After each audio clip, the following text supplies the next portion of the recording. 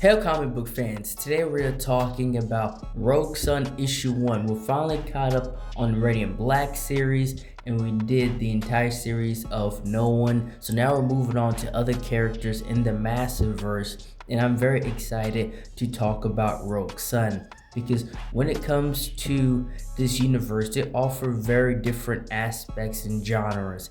And this is where we get into the more supernatural and more gritty groundwork of the Massiverse. It starts off with Rogue Sun fighting this unknown new entity that has invaded his realm of protection, and he's going back and forth with this being. And as we read, we understand that this is also his first time, so it's not like one of those things where it's just a newbie.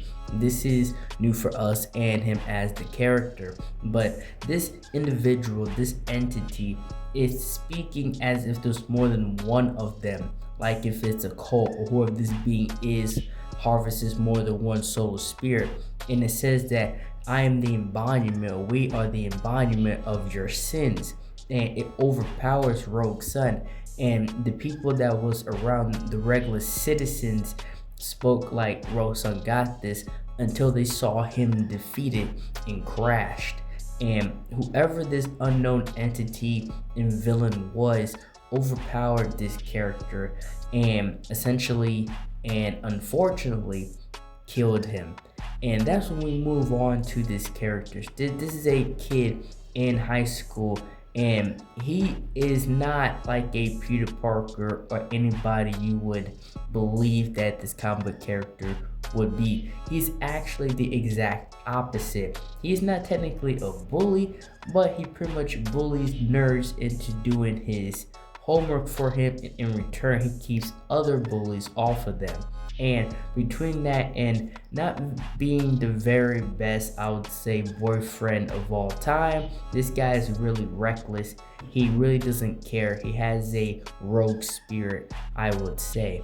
And it comes up that he had this entirely other family that he had no idea of, because he knew his father walked out on him and his mother anyway, but he did not know that his father was this rich man, this wealthy man that had an entirely different family.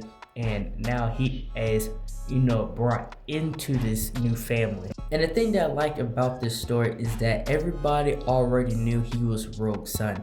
His kids he had with his other wife, they pretty much have all the money. They're spoiled brats. They're pretty much the type of kids that you would, the type of kids, the stereotype that you would pin on them. That's who they pretty much are. And for the main character, Dylan, him and his mother was not rich. They didn't have all of it, but now he's brought into his family, so now it's kind of somewhat his. But his father didn't leave him the money or the wealth, like everybody else did. Instead, he left him particularly the Sunstone, and the Sunstone that provides him the power to be Rogue Sun.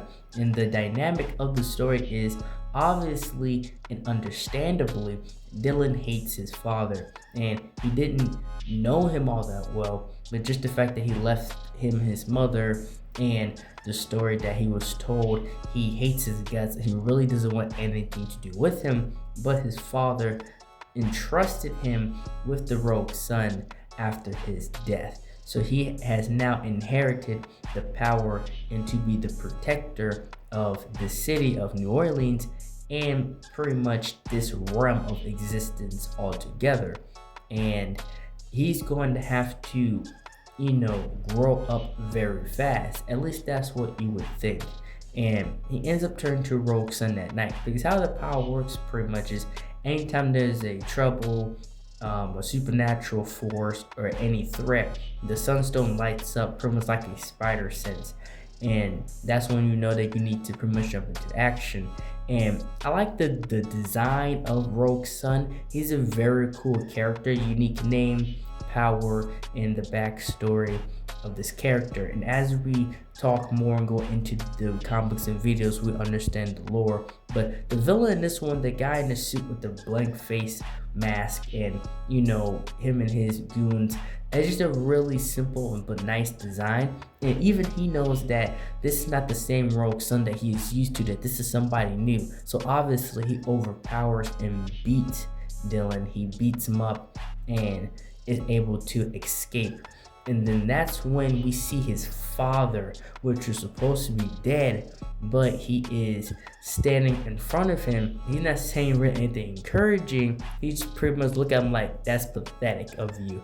And that's how the first issue of Rogue Sun ends. And that's all I have for this video. Thank you for watching this video. Like, share, and subscribe for more. And thank you for watching.